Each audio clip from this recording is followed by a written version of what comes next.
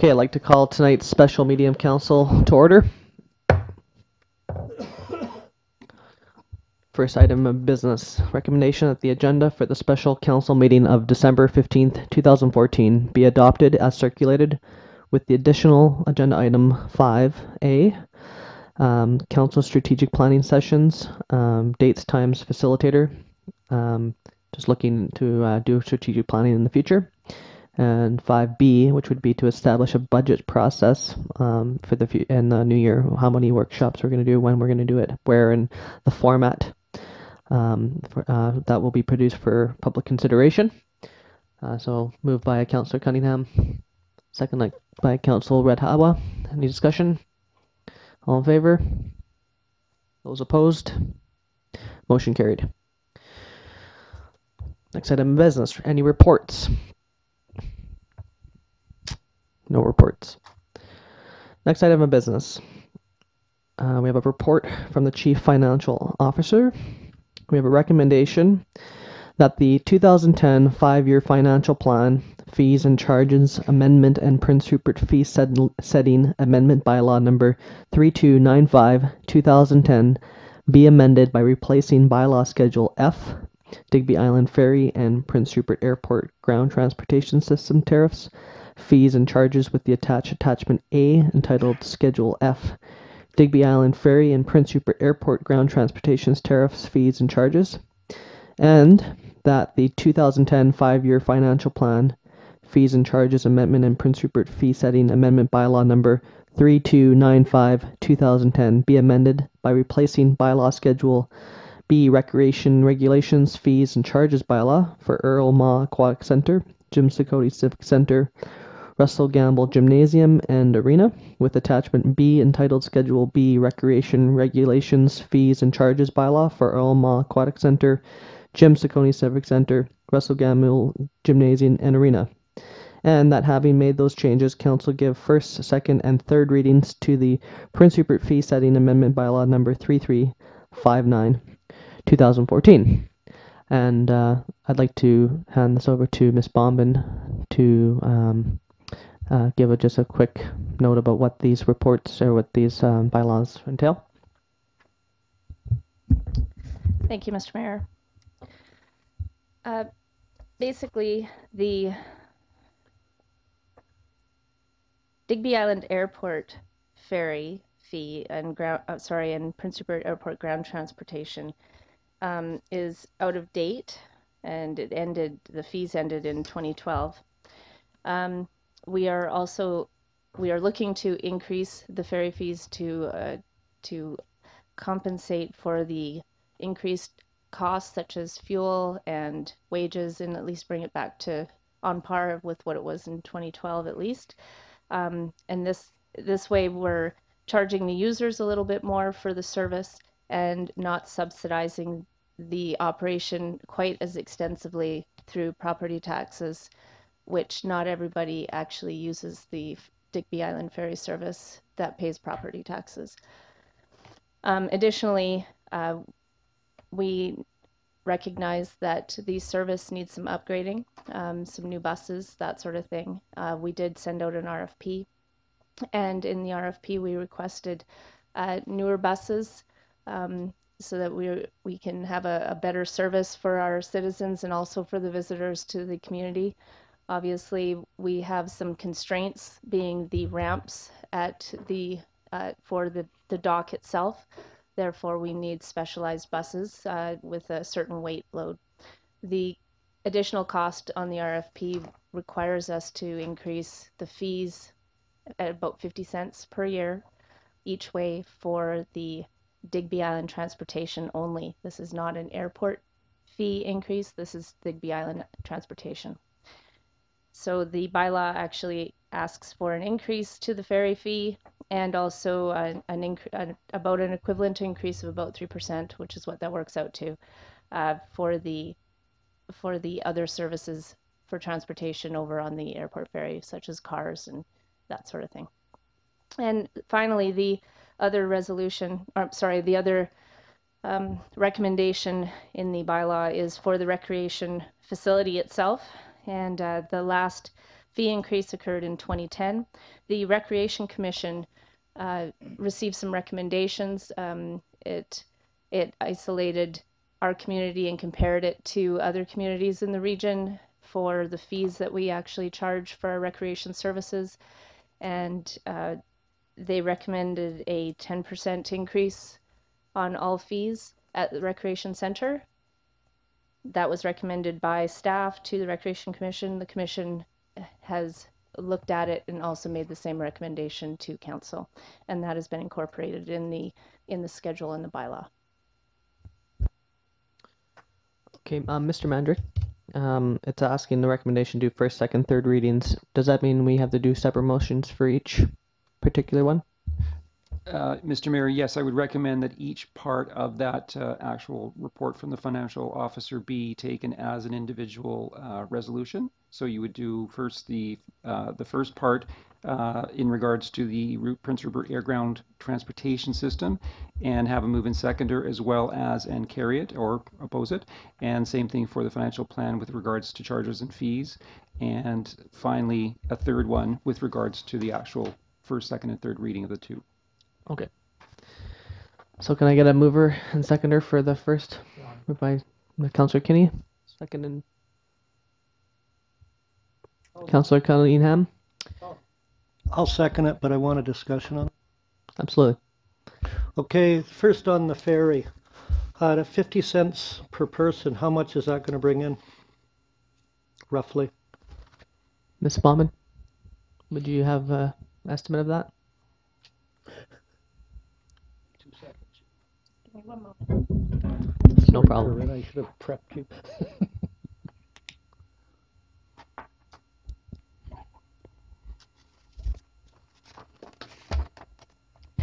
Using 70,000 passengers at 50 cents extra, and that would be 70,000 in total in and out of the airport facility. That would bring in obviously another $35,000. So the new buses, for instance, would be paid for over a number of years. It wouldn't be all paid for within 1 year. Okay, question on the buses. The buses are contracted out to a contractor, and I've been told that in the last contract or the contract previous to that, that there was going to be change in the buses because of the old Bluebird school bus and other things. And if it's a private contractor, why are we upping the fee to supply buses? Ms. Bauman? The private contractor would normally buy a bus that they could use for all operations. Now, granted, this bus would actually, the buses that would be used on the airport transportation access could be used for other services as well. And I can't speak to whether or not they're actually going to increase their fees through their chartering of other services outside of the Digby Island Ferry service. However, they can't use the other buses that they have beyond the Bluebirds and the yellow buses and the smaller buses that we have, because those ones are the only ones that are actually able to use the ramp. They can't use the coaches, that sort of thing. So I can't speak exactly for how the private company is going to be utilizing the buses, and I can't speak to whether or not they are actually charging us for the entire cost of the buses. I do know what the RFP prices came in at, and accordingly we worked out how much we would actually need to increase the ferry fees in order to improve the service.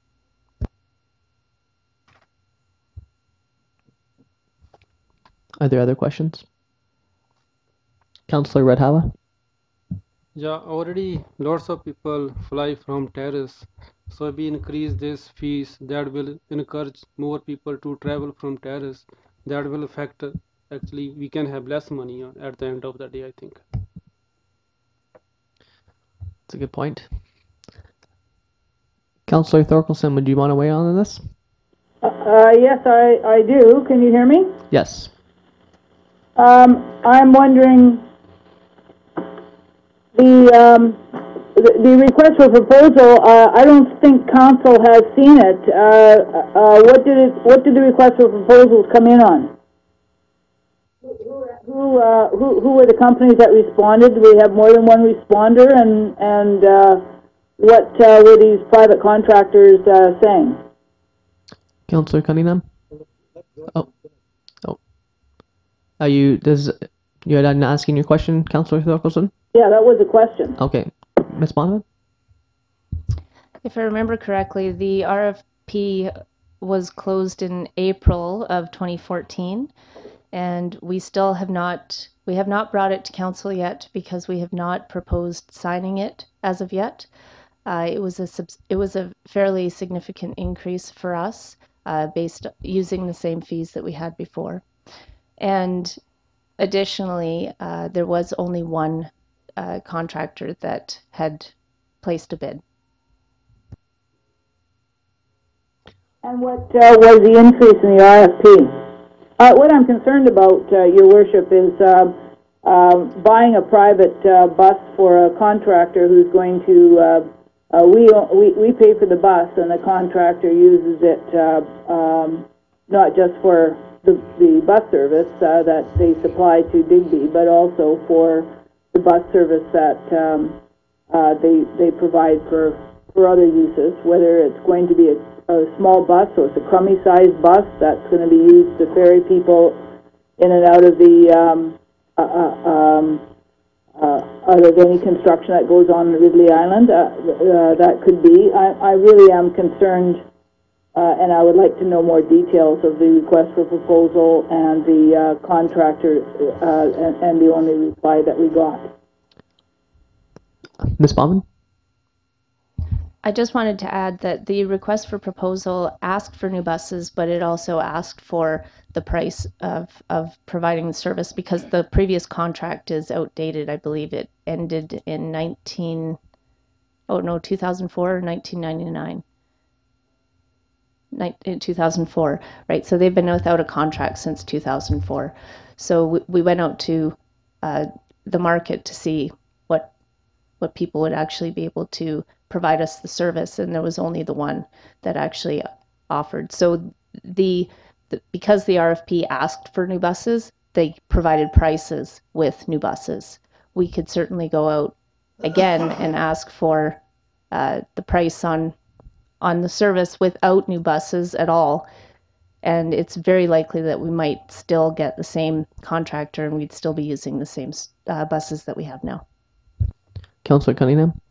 I'd like to table this motion. There's too many questions here. One, we've already got a lot of leakage going to Terrace, to their airport, and it's mostly families from Prince Rupert. The business people are going to use it irregardless. And also there's some questions about the size of buses and things like this. I'd like to table it and get staff to come back with us with some other details on it if there's a seconder for it. I'll second that, and I would like to add, if it's all right for the mover, that we get a comment on it by the Airport Society as well about the impacts on traffic, air traveler traffic, and their feelings on the impact with their negotiations with Air Canada and Hawk Air. Okay.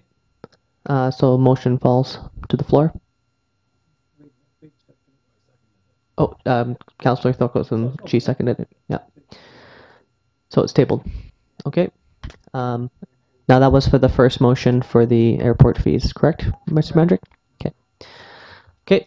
So moving on. Next motion then would be for the recreation fees for first reading.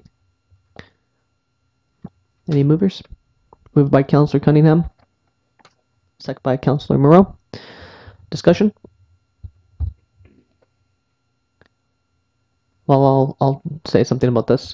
So just looking at our user fees, comparable to the other recreation facilities in the north, we are comparatively lower. That being said, I do want to ensure that seniors and low-income folks do have an opportunity to pay less. What that would look like ultimately, I'm not sure, but right now when I'm looking at the sheets, I'm seeing 10% increase as something that could help us significantly, especially with some of the state of how the recreation center is and the state of it at the moment. So I'd like to have a good discussion about this before we move forward with this. Councillor Moreau? I'd just like to add that the rates haven't been adjusted for the last 4 years. And so we all know with inflation, the cost of services increases incrementally every year.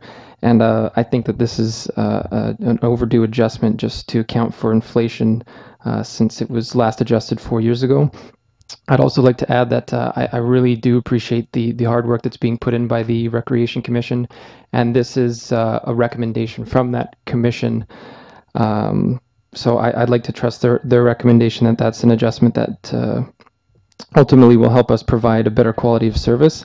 But the one thing I'd really like to stress is one of the recommendations put in is also further study required to simplify the pricing structure and the current complexity of all the rates for different services at the Jim Cecconi Civic Center. So that's one thing I'd really like to stress in voting on this motion, is that study I'd really like to see push forward as soon as we can to simplify that pricing structure. Councillor Cunningham? Addressing your concern, Mayor Brain, there are programs in place for people, the right to play program and everything. Every kid gets the right to play in that. And all they have to do is go to the Civic Center, talk to the staff there, and fill out the right forms and that. And it's accessible to everyone. Councillor? Thank you, Mr. Mayor. One moment, Councillor Thorkelson. Thank you, Mr. Mayor. I'm hoping that that doesn't change for the seniors, because the seniors should be looked at. I hope their prices can be adjusted accordingly. Would you be recommending an amendment? Yes, an amendment so that the seniors can continue on at the price they're paying. So a 10% across the board minus seniors' Yes. fees. Okay. Councillor Thorkelson? I'm not seconding that recommendation. I have something else I'd like to bring up. So if that was moved, I'll wait for a seconder for that, if that's what we're discussing. Just one moment. Mr. Mandrick, because we have a motion on the floor to discuss this, can you create a motion within that motion? Your Worship, you should be actually completing the resolution and then speaking to any further resolution or motion made after that point. After that, okay. Correct. So we'll return to that. Okay. Councillor Cunningham? From my understanding, there's funding available for seniors too, if there's hardships or anything like that. This was something that was discussed at the commission, and it was well taken into consideration in that. And if any senior has a problem paying the fees and that, they just have to go see the staff there, and it'll be taken care of. And I don't know about the amendment for a 10% less for anyone, but that's something we can discuss and vote on if you want to. That's a good point, actually, Councillor Cunningham, and I'm starting to feel that perhaps it would be just much more simplified to do a 10% across the board and get our user fees up to a standard at the moment. If Councillor Kinney would, is that to rescind that amendment, would that be fine? Yes. Okay. So then, is there any further discussion on this? So Councillor Kinney's amendment is off the table. We're discussing the main motion. It's hard to hear. That's why I'm asking. Yes, that's correct. So I would like to. No, I've forgotten. Who is on the Recreation Commission? Councillor Cunningham. It was Judy Carlick Pearson, Anna Astley, and myself. So we have to appoint 2 more at the next meeting or whatever. So, through the chair, Councillor Cunningham, is this a recommendation that you took part in making, Councillor Cunningham? Yes, all the old councillors were in on the recommendation before the last election. Okay, so maybe you could just explain more why you're looking at putting it up to 10%, by 10%, sorry. Because right now, if you look at the fee structure compared to Terrace and Kitimat, we're almost, I believe, 40% behind them.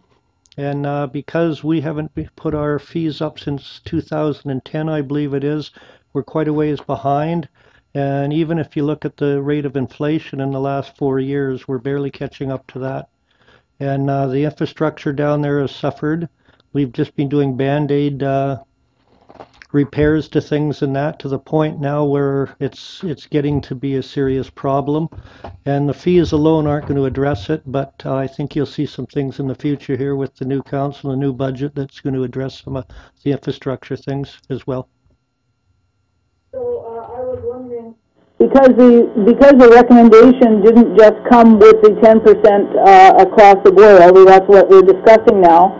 I am wondering about, it says that Councilor Moreau talked about the recommendation 5, that the Recreation Commission directs staff to complete a comprehensive review of the existing fees and charges structure. I'm not sure that they're supposed to be directing staff. I believe it's up to the city to direct staff, but maybe I could be corrected on that. Up city to ask the CAO to direct the staff. I would think that unless the Recreation Structure Commission has that authority. But what I was wondering was about the capital reserve fund. So the reason we're raising the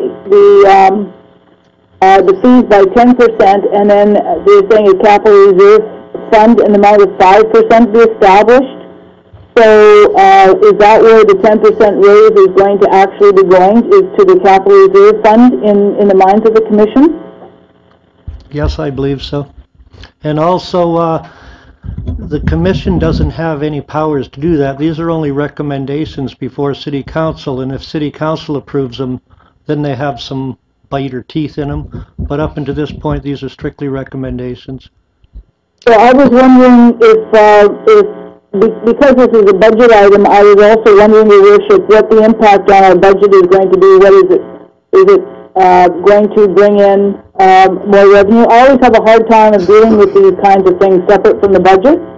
I like to have a budget in front of me so I know what we're going to be looking for income before we start trying to raise more income. Because we raise more income here, then we spend it somewhere else.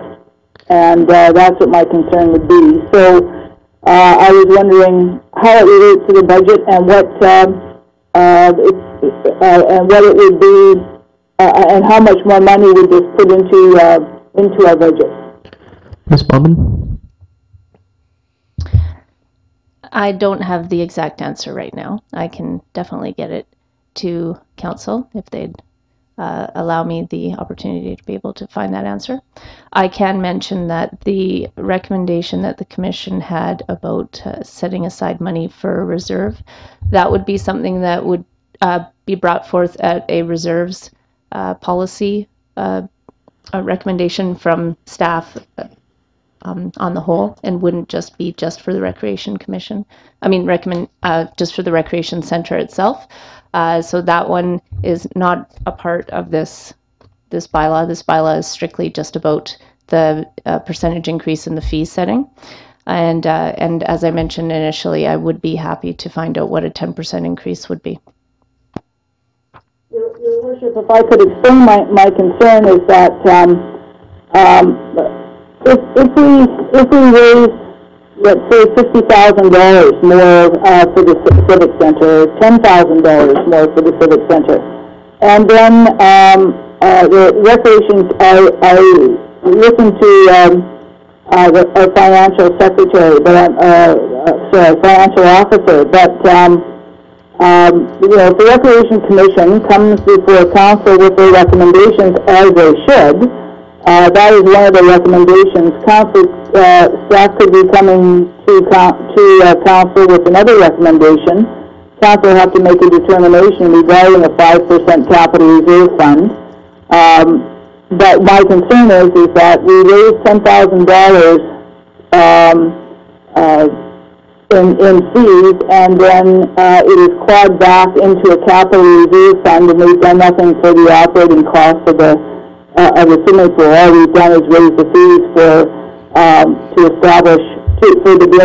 give us the financial ability to establish a reserve fund. And if that's what we were doing, I would rather be open about that and say that's what we were doing. It might be a very good idea.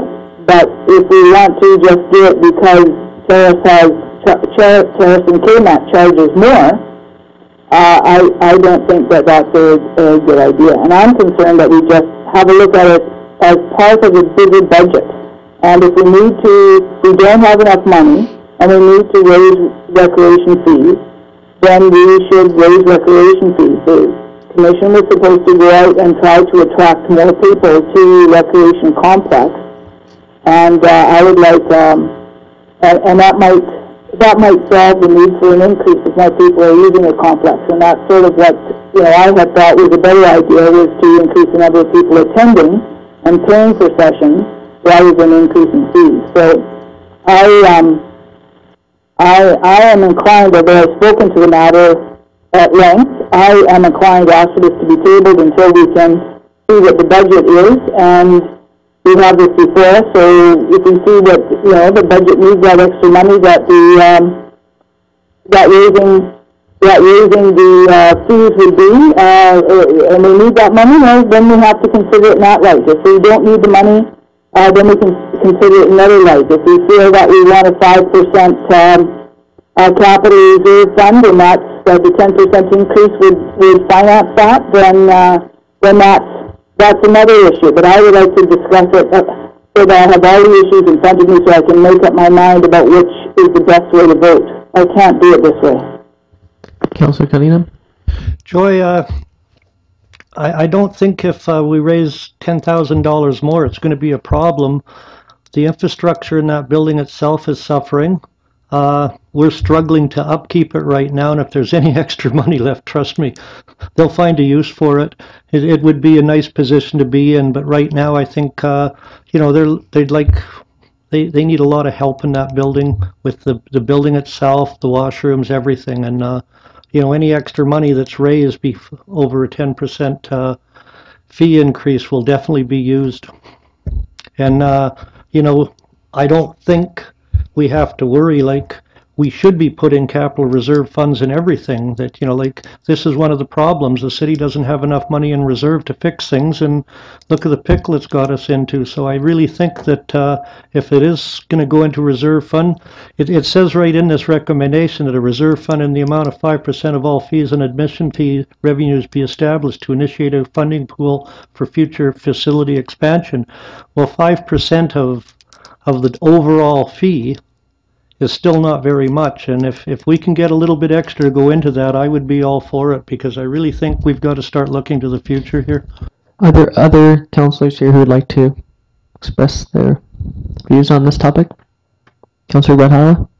Yeah, I'm in favor of this recommendation actually. Yeah, I think we need some money to spend there and upgrade the system there. Anyone else? Ms. Baumann.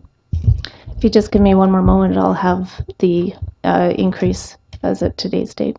Okay. Councillor Moreau? I understand your concerns, Councillor Thorkelson, but the one thing that I'd like us to focus on here is this rate hasn't been adjusted since 2010, and municipalities across our country are struggling with the incremental rise in providing services, and without having the fees reflect inflation since 2010, I think this is a long overdue raise to compensate for that.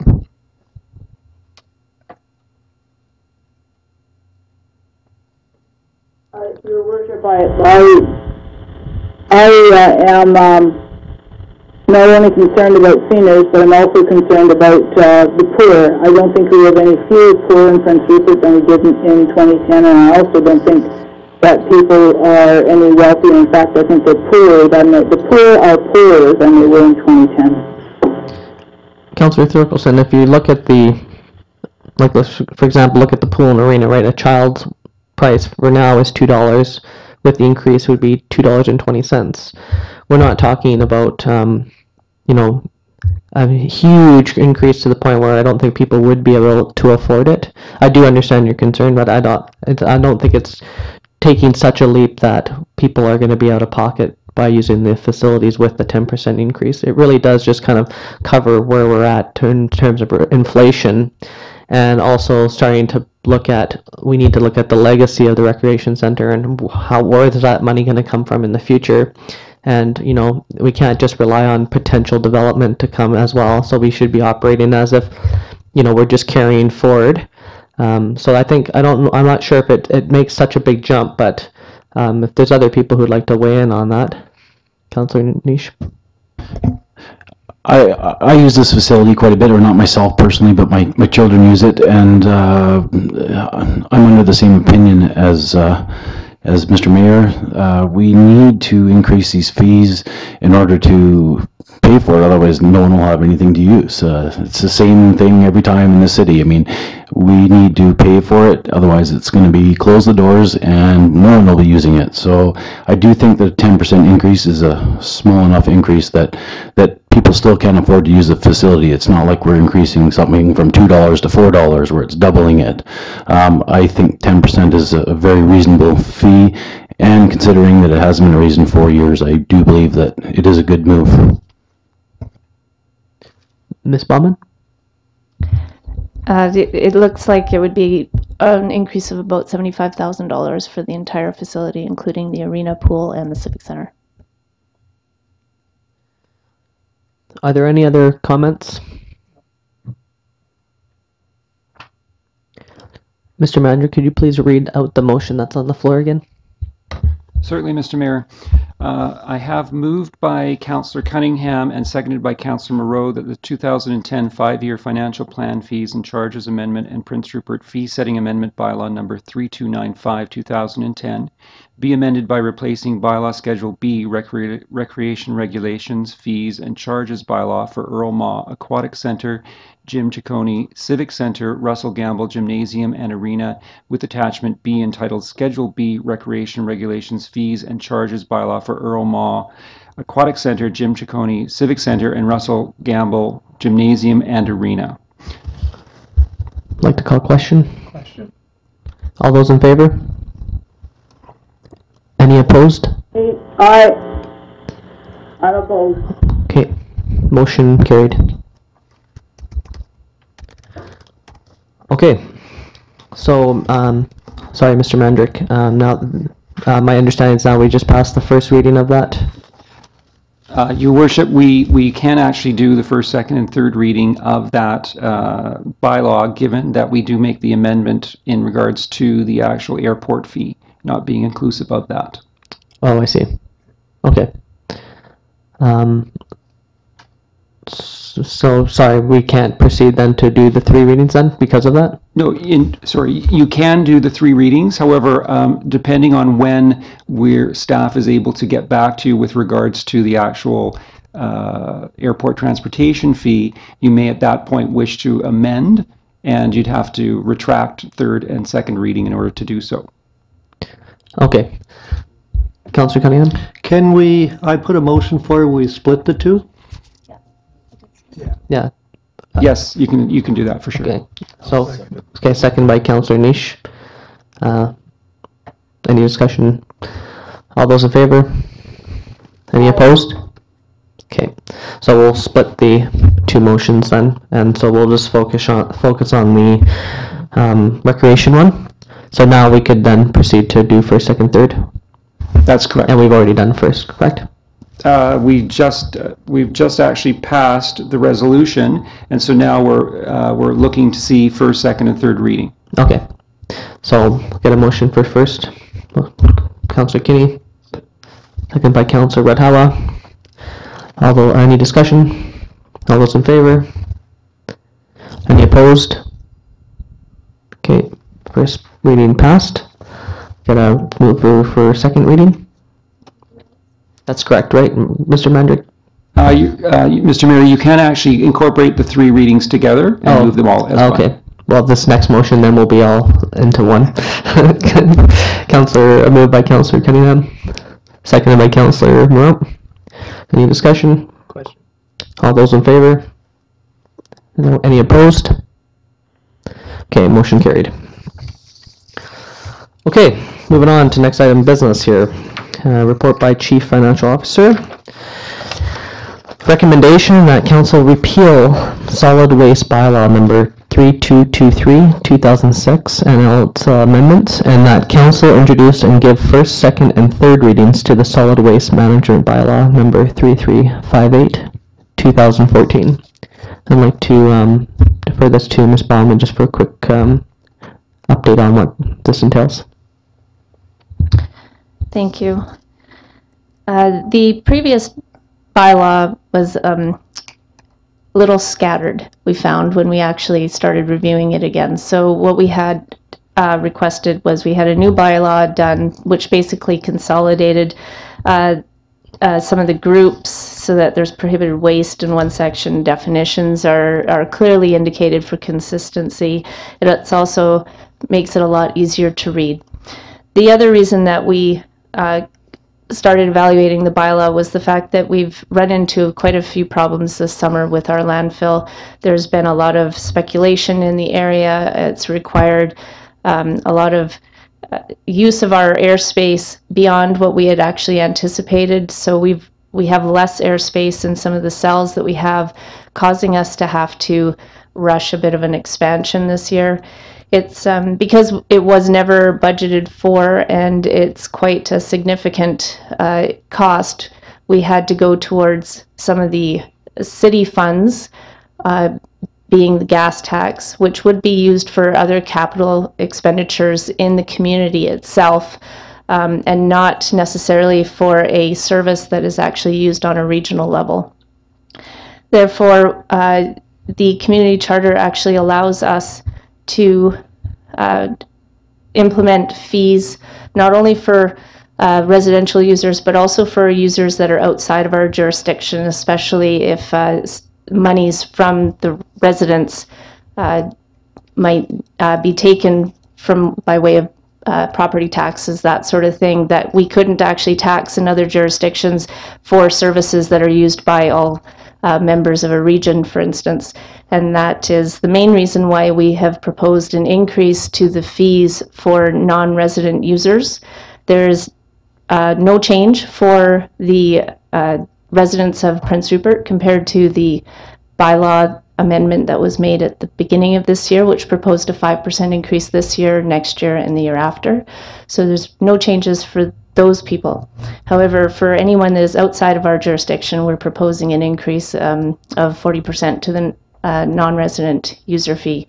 And that is to compensate the city of Prince Rupert people for the money that they are now actually having to allocate towards the landfill in order to expand it sooner than we had anticipated.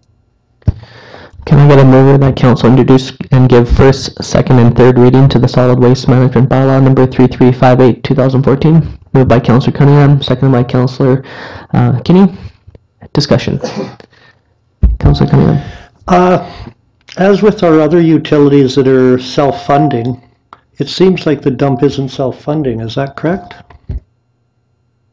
Well, the dump is self-funding. If we had been able to plan for the reduced space that was going to be utilized, we would have actually been able to probably accumulate enough money on the, over time in order to go ahead and go forth with the expansion that we knew would eventually have to happen, but now we're having to fund it a lot sooner. And instead of going and getting debt, which would still be, which we could use over at the landfill, we're using our gas tax because it came upon us rather suddenly. Well, what I'm looking at is, maybe I'm oversimplifying this, but you've got a meter of space you're going to use to put garbage in. And we're charging a fee for that meter. And if we used up all the space and we don't have enough money to replace it, then it's not self-funding, I would think. Am I oversimplifying that? I think what you mean Councillor Niche. I think what you means is that because of construction or things that are out of our jurisdiction, like maybe, I don't know if you're considering Ridley Island or something, but they're causing it to fill up a lot faster than was the plan. So I think that's kind of the idea. Well, the indication was that it was filling up faster because renovations in town, the commercial burning down and being put in there. Those are all in our jurisdiction. And what I'm looking at, and like I said, maybe I'm oversimplifying it, but you've got so much space, you're charging so much money to fill up that space. It doesn't matter if you fill it up in 1 year or 10 years. If you're not charging enough to fill up that space, then we've got to put up our fees. It's that simple. Like, I can't understand why this wouldn't be self-funding, and it goes back to the taxpayers, whereas all our other utilities are self-funding. Ms. Bauman? It basically points to the fact that we haven't funded it adequately enough to expand it as quickly as we needed to. So we're in a rush situation now. I actually have a question, is how would you propose to know who's a non-resident, who is a resident? Are you going to ID everybody at the weigh station, or? That's our initial thought at the moment. It would come down to your residency. That seems to be the simplest way of implementation at the moment. Councillor Cunningham? One other thing in some of the bylaws here, it's got fines and that for not having your waste, say building waste, separated. But I've noticed when I've been out there on the weekend getting rid of some solid waste, as you call it, that people are just dumping anything in those containers, you know, from copper piping to whatever. And a lot of that stuff's recyclable, and I notice there's fines in here if they don't properly separate it.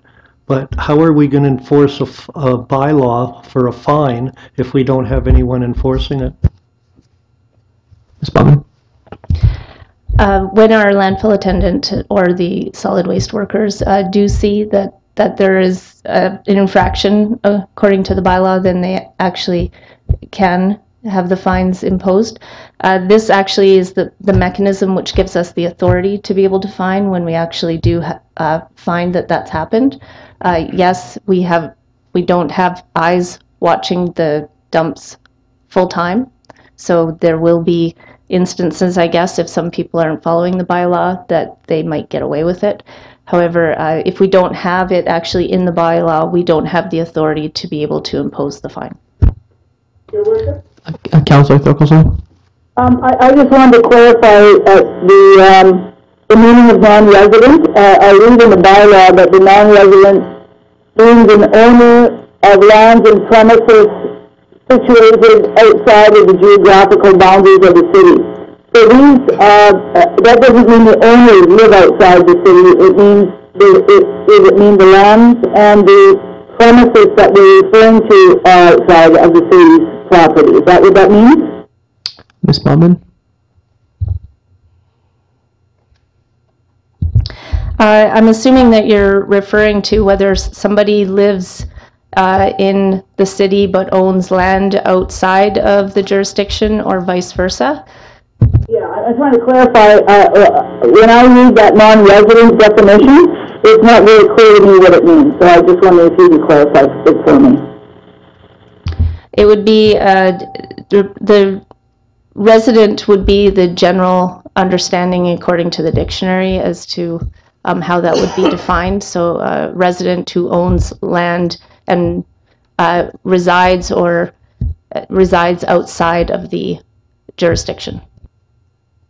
Okay, so are we referring to land that is, are we referring to a non-resident as somebody who doesn't live in Prince Rupert but whose property is in Prince Rupert, or about property being outside of Prince Rupert? Property that someone resides on outside of Prince Rupert. So if somebody lives in Port Edward but owns property in Prince Rupert, that this non-resident would apply to them. That's correct. If they generate garbage outside of the jurisdiction and they're a resident outside the jurisdiction, they would fall within the meaning of non-resident. So they would have to have garbage outside our jurisdiction. It's just not clear. I'm not trying to be stupid. I'm just not clear if that means that if Joe Blow lives in Kitimat or lives in Calgary, and they decide to tear a house that they bought in Prince Rupert down, and build a new house, is that house material going to be charged at the non-resident fee or the resident fee? I'm not trying to be thick. That land would be generated within our jurisdiction, and so it would still qualify for the resident rate because the property is inside our jurisdiction. Right. So if the property was outside of city limits, so if the property is say on Lily Island, and they wanted to put something from Lily Island in our landfill because that is from it has nothing to do with the owner living outside, it's because the property is outside the city boundaries that we would charge a non-resident fee, is that correct? Yes, the garbage is being generated outside of the jurisdiction.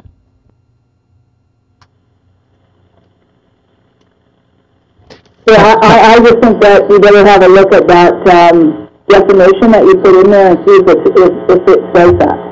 Councillor Thorkelson, I think, correct me if I'm wrong, Ms. Bauman, that the intention of this is really if we, for example, have some LNG facilities that are being constructed outside of Prince Rupert but within the area, and there's going to be a massive amount of use on our dump site, that those users would be paying 40% extra to dump that because they're generating an extra cost that we weren't anticipating, whereas residents or people, anybody that's in the boundary, and if there's any sort of garbage or anything displayed within there, that would be at the normal rate. Is that correct?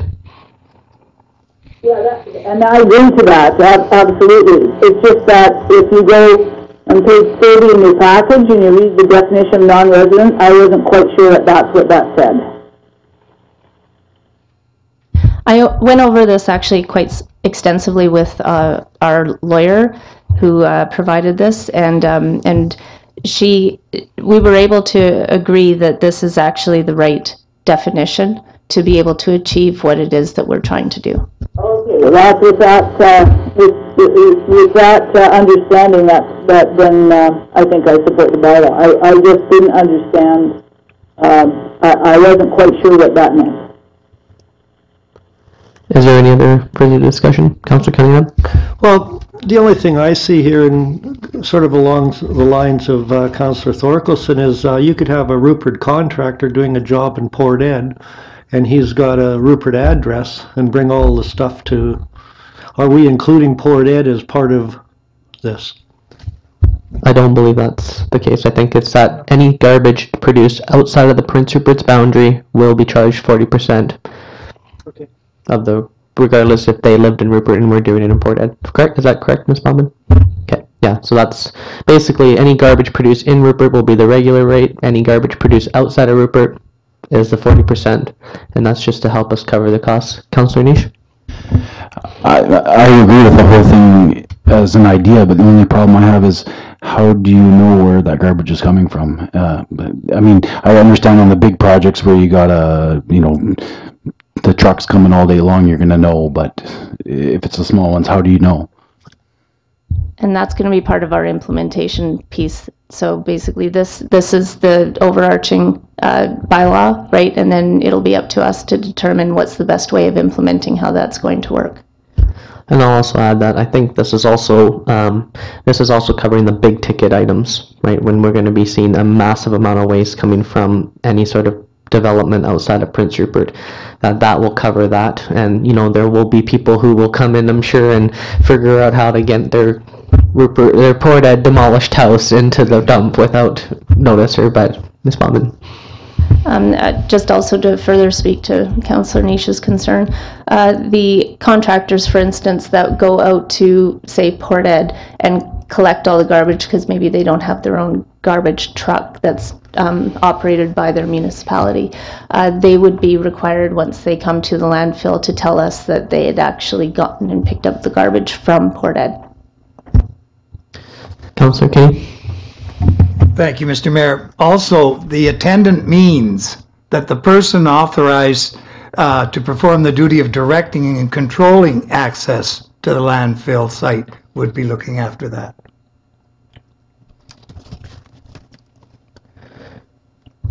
Are you finished your comment, Ms.? Okay. Is there any other further, Councillor Moore?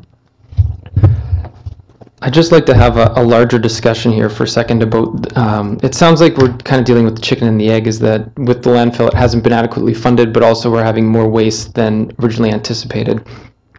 With that said, I think that Prince Rupert is behind the 8 ball compared to many other municipalities in the province when it comes to diverting waste from the landfill and getting more people engaged in recycling. And that's a really important conversation I think we need to have with the regional district. But also within ourselves, what we can do as an institution to encourage people to divert their waste, whether that's organic household waste or anything, any plastics, things like that can be recycled. That's one thing that I think we need to have a larger conversation about to reduce just the cumulative amount of waste that's going to our landfill. So yeah, with that said, I think that's a larger conversation that we need to be having. Yeah, and I'd actually recommend that when we do our strategic planning, we should definitely chat about those types of things. I think I'll just reiterate here that, again, I think for this particular bylaw that a lot of this is covering the big ticket waste that will come from industrial development. It will overwhelm our landfills and we will need to charge appropriately for it. I don't think it's necessarily meant to nickel and dime Port Ed residents, but we do have to anticipate a large amount of growth, and I think a lot of the intention behind this is to anticipate that growth and also be able to collect the fees we need to sustain the growth within the landfill itself. Is there any other further discussion on this topic? I'd like to call question. All those in favor? Aye. Any opposed? Motion carried. Okay, next item of business. 2 pieces of business brought forward by Councillor Moreau.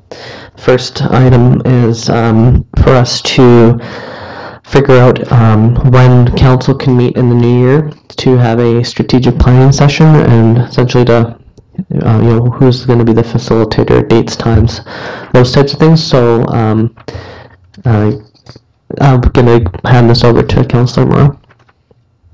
Just to speak to it really quickly, the mayor and I both attended governance training and workshops in Terrace this past week, and one thing that was really instilled was how important it is for us to set not only a team dynamic but a strategic vision for us and what we want to achieve in the next 4 years. And I really do think it's important that we get that done within 60 days of us being elected. So to me, the clock is already ticking. I think it's really important for us to outline our collective vision and mission for what we want, or the goals that we want to set. And ultimately, I think it's key to develop a plan for what we all want to achieve as a team. Councillor Cunningham? I agree with Councillor Moreau, and also my first 2 months on council, we had the same thing. I'd have to address this to Mr. Long, but I don't know if this is an ongoing thing and we're just a new council or it's done every year. Yes, Mr. Mayor, we do this annually, but what we've done is a little bit of research. We did anticipating bringing Mr. Berry back in, and Mr. Mandrick got some dates of February the 2nd and 3rd, or a choice. I would think this is a one-day event usually. So if council is comfortable with that particular date or one of those 2 dates, we can go ahead and book him, and we can get on with it. He came last year and did a strategic plan with council last year. So that would probably be, unless somebody has an idea for a different facilitator, but I think he did a couple of days of orientation and did last year's strategic work too. So you said February 2nd and February 3rd? Yeah, either way. So that's a Monday, Tuesday? Yeah, I don't think it'll take two days, Mr. Mayor. Probably just one, but those were the choices of days. Oh, I see, okay. Councillor Cunningham?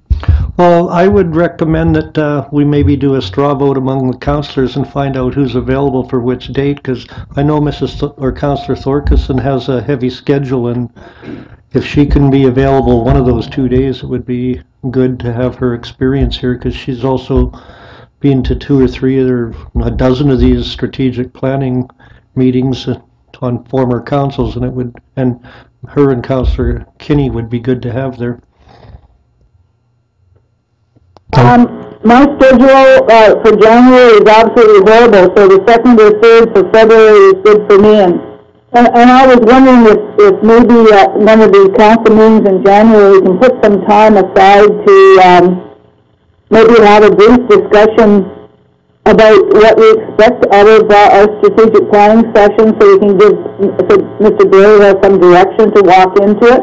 My criticism of the past strategic planning sessions has been that we get focused on very small items instead of looking at looking at the bigger picture and trying to draw it there. So maybe we can have a look at what some of our bigger picture items are before we go there. I don't know, but I really have not thought the last bunch of strategic planning sessions I've been to have been strategic plans that usually been due lists for the following year. I think that's a great idea, Councillor Thurkeson. So maybe I'll just make a motion, or get someone to make a motion that we have a tentative date for February 2nd, and pending if there's any changes, we can discuss amongst ourselves what those times and dates could look like. I'll make the motion that we have the strategic planning meeting for February the 2nd. Okay, seconded by Councillor Kinney. Any discussion? Okay, all those in favor? Any opposed? Motion carried. Okay, second item 5B. I'll let Councillor Moreau also speak to this, but essentially establishing a budget process for this year. And Councillor Moreau.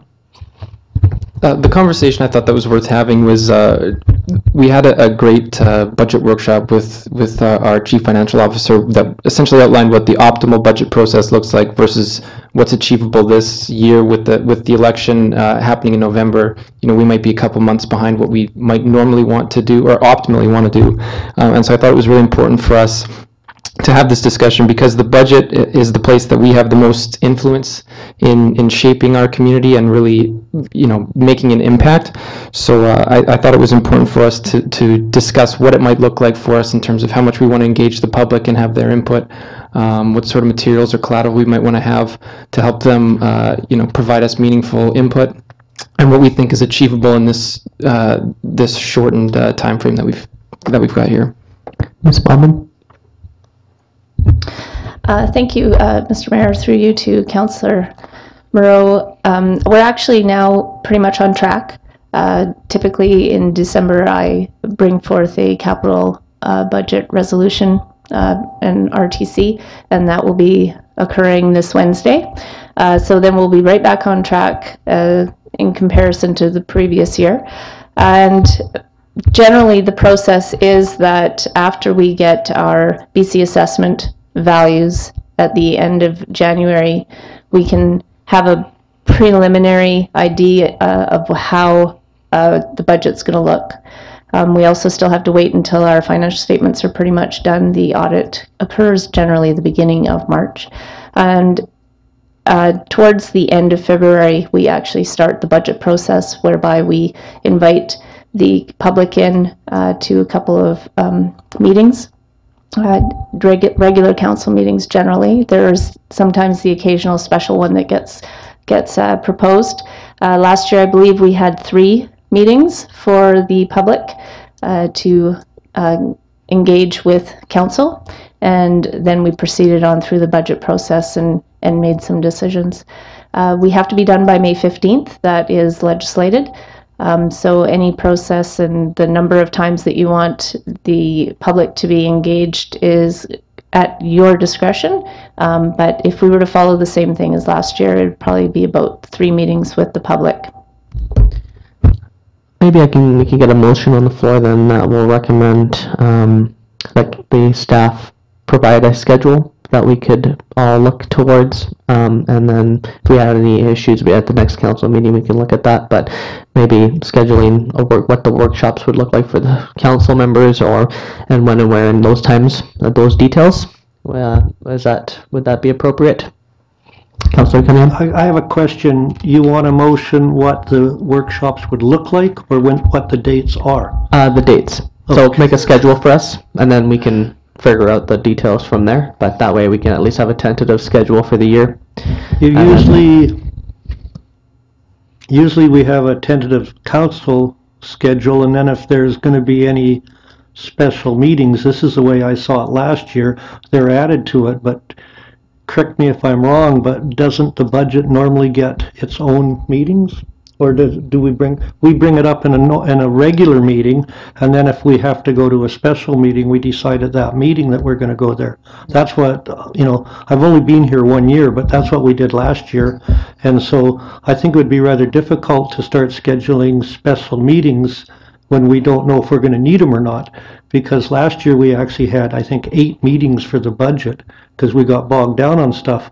But until we actually started it, we did not know how many meetings it was going to take. So I don't know, if we actually are, so far what I've seen from this council, it's very decisive and works quite well. So I don't know if we'll be needing extra meetings or not, but it's pretty hard to project where we're going to get bogged down in that till we actually have a regular meeting.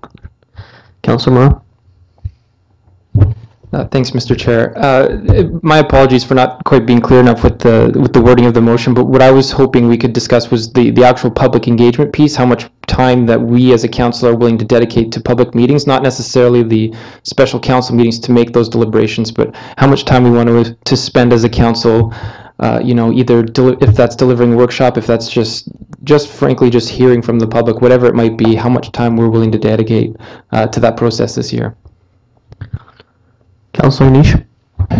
I'm kind of with Councillor Cunningham on this. I don't think we can really determine anything until we start to get a look at it and see where we're going, and then from there, if it's something that's really a big issue with the council, well then, that maybe that's where we need to have more public meetings than usual. But I don't think we can really decide anything until we get into it. I just don't think it's kind of spinning our wheels in the mud. Councillor Cunningham, can I interject for just a quick moment? Could I interject for just a moment? Ms. Baumann, will we be doing workshops with council for further budgetary items with yourself? Yeah, typically I have one budget workshop which provides the overall overview of what we figure things are going to look like, and then afterwards, and basically educates the council on just not only the process, but how taxes actually work, what non-market changes, that kind of thing. It's just an overall education piece.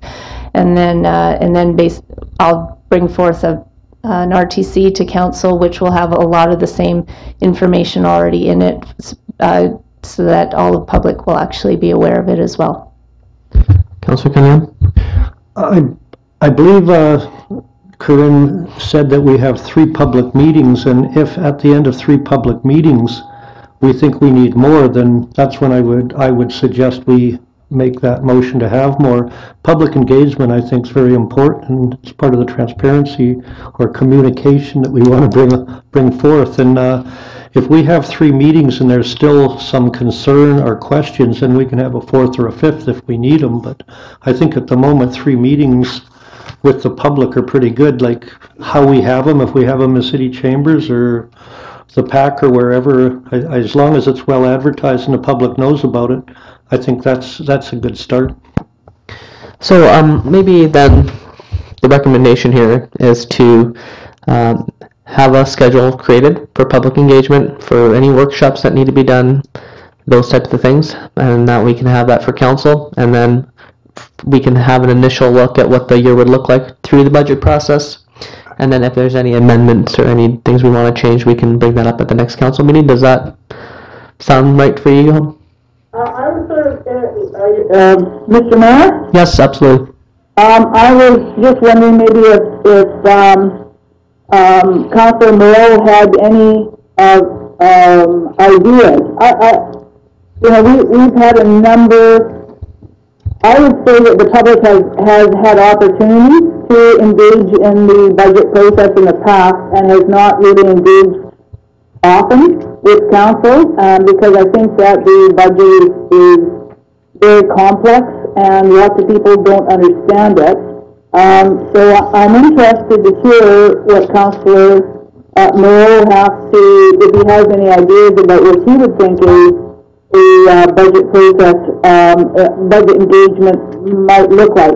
The engagement that I think was very cathartic for the city, but was not for the residents of Prince Rupert, but was not really helpful for the council to make any decisions, was the meeting that we had regarding whether we were going to slash and burn the council budget or whether we were going to have tax increases. And we had that meeting at the Civic Center, and it went on for, I don't know, a couple of hours for sure. And I think people got a chance to speak about what they wanted to say in a public way. But I think they came to that meeting because they were mad at council, and at least they engaged in the process. But I'm not sure it helped us make a decision, although it might have made the public feel better about the city council. So anyway, I'd be interested to see what Councillor Moreau has as ideas before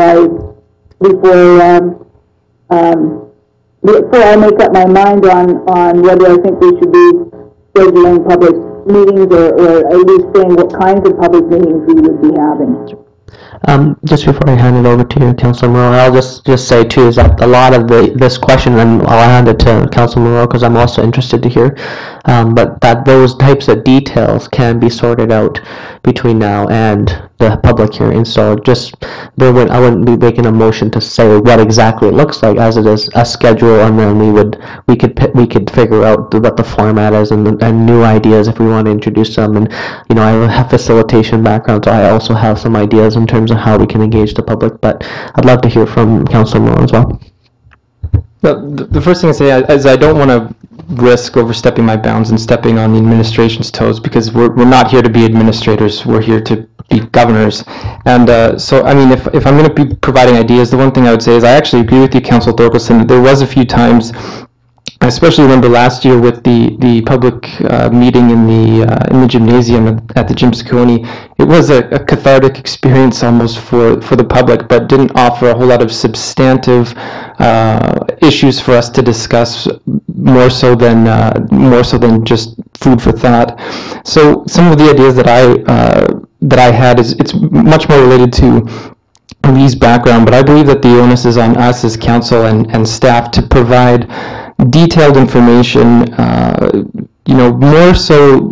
I mean, I understood what you were saying. The budget is so complex, and it's complex even for us to make decisions, but we need to be able to find a way as a team to communicate that complexity in really simple terms to people so they can understand the priorities that we're grappling with all the decisions that we make, and they can provide input on specifics. So if you want some examples, I know Squamish and so actually Squamish is a great example of e-town halls to provide email input based on graphs and pie charts about where certain funding is going towards, and they can sort of raise or lower their taxes hypothetically to know, okay, this is how much it costs to provide this service. If we cut this service, this is how much it will save.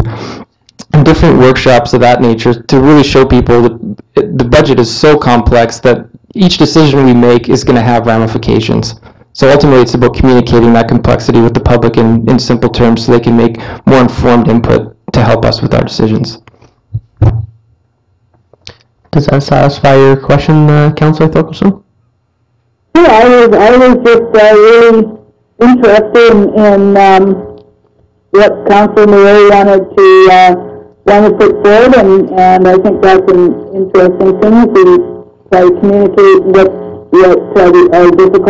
difficult decision making is. I think that's a great thing. Then I would just agree with you, Mr. Mayor, and say maybe we should just let staff start scheduling the regular budgeting process and public meetings and we can, maybe once we get our teeth into the budget, we'll know better what kind of public hearings we need, public meetings we need.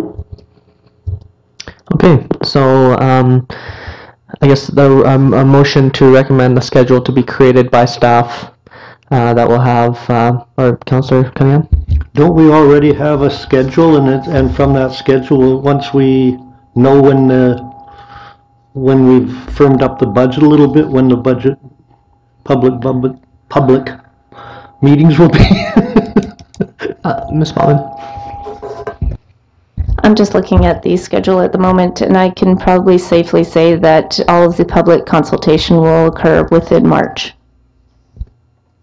So I guess what we're getting at here then is this final, what the dates are, when we're going to do workshops, just kind of all around the budget. Do we even need a motion for this, or is that already being sorted out? Okay, so we won't even make a motion then. Okay, just wanted to say one, oh, Mr. Manager, sorry. Mr. Mayor, yeah, maybe just to make this clear, we have a standardized budget process which goes on, and we usually pick council meetings to invite the public to come and give us some input. We post the information that is there as our regular budget on the website, and that's what is seen as the regular budget process. Matter of fact, it's required by the Act that we establish an opportunity for the public to speak about the budget. I think what I'm hearing here is a little different take on that, is that in addition to the things that we're required to do and the things that we've done in the past, we may want to find some other newer and more innovative ways to engage the public so that so it's a kind of a public educational piece about the challenges council has on the budget, which is different than come and tell us what you think about what council has proposed as a budget. Those are two different pieces. One may lead to the other, but I do agree that having an opportunity to sort of educate the public on the challenges and the difficulties that are embedded in Prince Rupert's overall financial picture is probably a great thing to do prior to getting the input from them on what their views are on what you should do with the budget. So I think we hear that, and we will try to figure out how to work that in. We've already got some dates, and most of our standard input would come to the budget through the budget bylaw, through our existing process. But I did hear that there was some more, and I think we were kind of crossing paths here, all thinking we were saying the same thing, but I think we were seeing something a little bit different. So as long as I've got that right, we can work on that. Councillor Cunningham?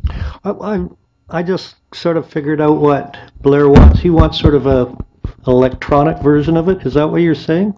Sim City type? I had to get that out there. I'm not really trying to propose anything specific that we do for the budget. What I'm trying to get is exactly what Bob had just said, which is the standardized budget process. I think we can do more and we can do things differently. And I think investigating that is really important, just especially in our first budget year, finding new and innovative ways to engage people in the process itself. Yeah, I agree 100%. And when Lee was saying something, or Mayor Brain was saying something about graphs and things like that actually simplifies, because I know when we're sitting here looking at figures and that, and your head starts swimming, and you know, over the last year some graphs were made and that, and it really simplifies it. And if you can get it out there in some sort of electronic version, I think it would be really good. You might even get me looking at it. So that being said, now would we need a motion to recommend that? Okay, so we'll take that into consideration. Okay. Mr. Mandrick, I just noticed that there's no additional items on the agenda. Am I able to add an additional item? I'd just like to bring one thing forward now that we're talking about engaging and communicating and all those types of things. I'd like to bring just a motion to the floor to have, and someone else can recommend the motion, but to have staff create a report for council on what it would look like to hire a communications director and what type of budget that would look like, and so that we could have a better view of what it would look like to have a streamlined communication process and I'm not sure if you would like to talk about that at this particular meeting, but I figured we're moving into Christmas and we won't have a chance to chat until after the new year, and I thought maybe we'd want to get that report going now. So if there's anybody who's interested, I'd recommend moving that. Moved by Councillor Moreau, seconded by Councillor Cunningham. So I'd just like to have a quick discussion about this. What we know and what we all heard was that this community needs help communicate. The council needs help communicating to the community and engaging the community and streamlining our communications and using social media and writing press releases and all these types of things. And with so much going on in our community now, and we have this education that we almost want to provide for the community, that where is the infrastructure failing? How much is that going to cost? Where is this money coming from? What's legacy and those types of things? I feel that it's important now that we have someone around who can help us communicate and present these types of things to the community. And I just wanted to have a conversation with you all now about that before the Christmas season here, and just think about those types of thoughts and whether or not this is to get the ball rolling, at least for us to see a report on what that would look like.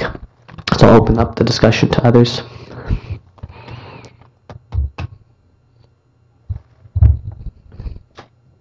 I'll lead into this one, Your Worship. Okay. Sorry, Mr. Mayor. I think that that there's no harm in asking council to bring a budget forward for communications officer and a budget for the accoutrements of a communication officer. What that would look like, whether different electronics. We looked at different kinds of communication systems in the past. I think that's a good thing to do. I just caution council. I think it's a good thing. I think we need to get all the budget items out on the floor before the budget comes. I just caution council that when the budget comes, we will have all of the things that we had last year. And what we've done now is we've added $75,000 to the Civic Center, and supposedly I would think that money should be going towards the Civic Center, plus the money that we normally have in the budget, and that's what we'll have to see. But I sure hate to think that we're raising $75,000 for the Civic Center, and in order to pay for the new communications director, that we take the money out of the Civic Center to pay for the communications director. So I think that we just need to have everything that we want, all our wish lists, in front of us when we start to discuss the budget. I think this is a good idea to put this as part of our wish list so that we can make informed decisions. That's why I don't like dealing with the budget in a piecemeal format, because we don't have everything in front of us. And I think this is a great idea to put in front of us. Let's have a look at it. And any other budgetary items should be coming through council now so that we can make decisions on which are the important items, and we can talk to the public on which are the important items. Councillor Cunningham? I agree wholeheartedly, but I don't think we should start counting our chickens before they're hatched. We can't project how much more revenue we're going to get just because we put fees up. As Councillor Thorkelson once pointed out to me, we put fees up on the buses and actually went backwards. So this is just a baby step to see what's going to happen. I like the idea of a wish list and everything, but starting to count on user fees before we actually have them in hand, I don't think is a good idea.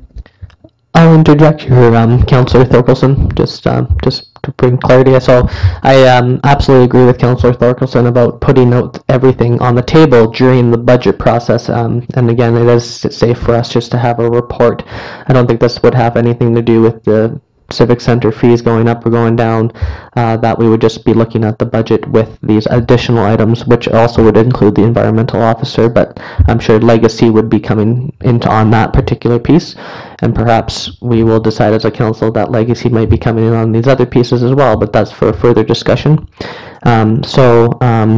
I think for now what we'll do is we'll put these on the table, and during the budget process we can really look at whether or not we'll be able to afford these or not, and we'll decide that as a council. But I do agree with you, Councillor Thorkelson, that it's that we should put it out on the table first.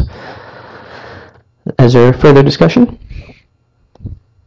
Councillor Moore?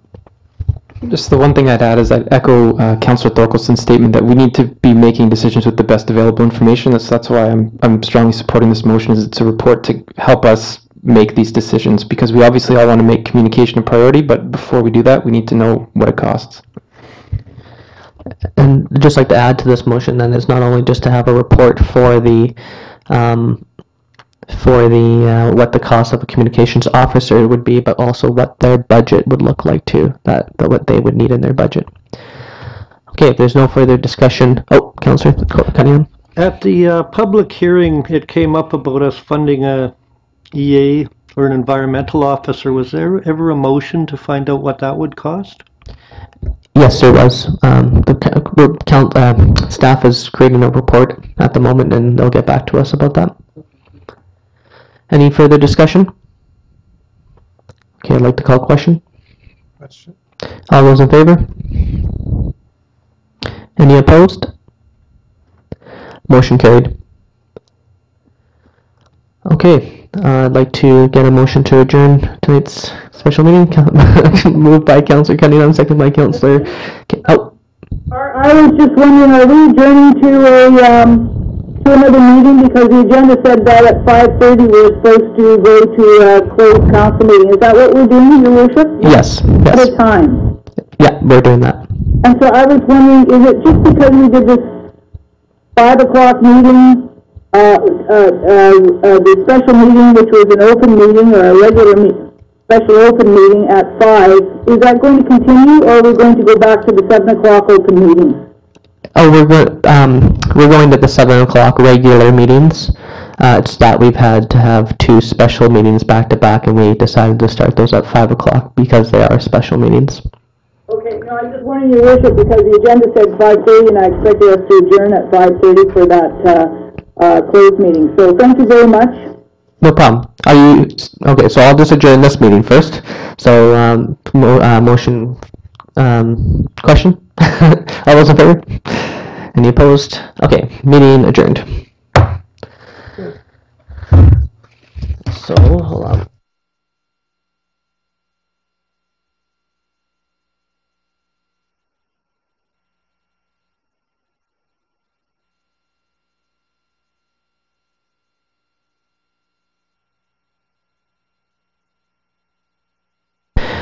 Discussions with municipal officers and employees respecting municipal objectives, measures, and progress reports for the purposes of preparing an annual report under Section 98, Annual Municipal Report.